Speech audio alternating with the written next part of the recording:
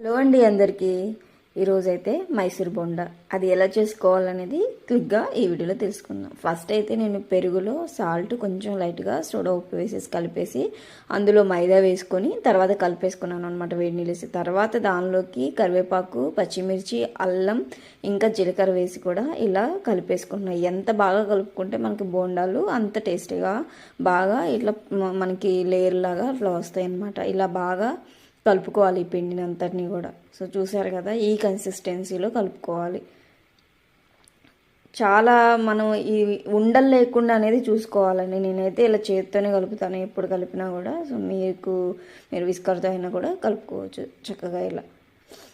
ఈ ఇంగ్రీడియంట్స్ మనకి ఉడుకుతున్నప్పుడు కూడా మంచి స్మెల్గా, ఇంట్లో చాలా చాలా టేస్టీగా మనం క్విక్గా చేసేసుకోవచ్చు అనమాట. సో ఇలా కలిపిన దాన్ని పక్కకు పెట్టేసుకుంటున్నా.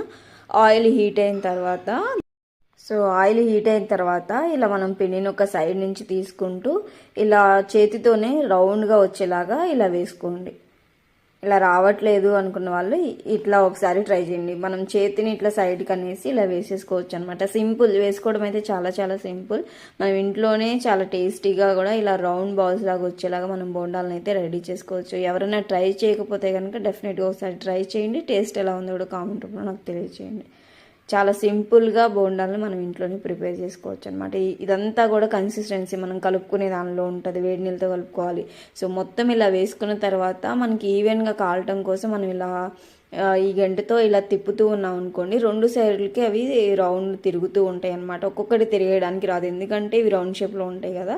సో ఇలా మనం తిప్పుకుంటూ ఉంటే ఈవెన్గా టూ సైడ్స్ కాలుతాయి. మరీ అంత ఓవర్గా కాల్చకుండా బ్రౌన్ కలర్లో, అంటే కొంచెం కాలిన తర్వాత ఇంకా తీసేసుకుంటే మనకి బోండాలు అయితే రెడీ అయిపోతాయి. చూసారు కదా ఎంత బాగా వచ్చినాయో రౌండ్ రౌండ్గా. ఇంట్లోనే మనం ఇంత సింపుల్గా చేసేసుకోవచ్చు. డెఫినెట్గా మీరు కూడా ట్రై చేయండి. బోండాలు అయితే రెడీ అయిపోయినాయి. వేడివేడిగా బోండాలు అయితే రెడీ అయిపోయినాయి. ఇవి కాలుతున్నప్పుడు మంచి స్మెల్ అయితే వస్తుంది. జీలకర్ర ఫ్లేవర్ అవన్నీ ఉంటాయి కదా, బాగా స్మెల్ వస్తుంది అనమాట. చూసారు కదా ఎంత రౌండ్గా ఎలా వచ్చినాయో. మనకి బోండాలు అయితే రెడీ అయిపోయినాయి. సో ఇప్పుడు లోపల మంచిగా ఉడికినాయి లేదని కూడా నేను వీడియోలో చూపించేస్తాను.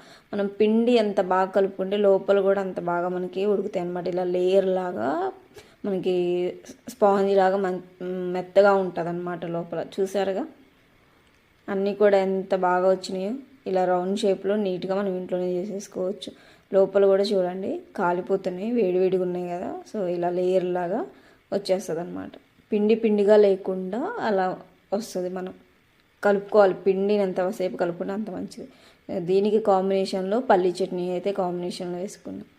కింద కావాల్సిన వీడియో నచ్చితే లైక్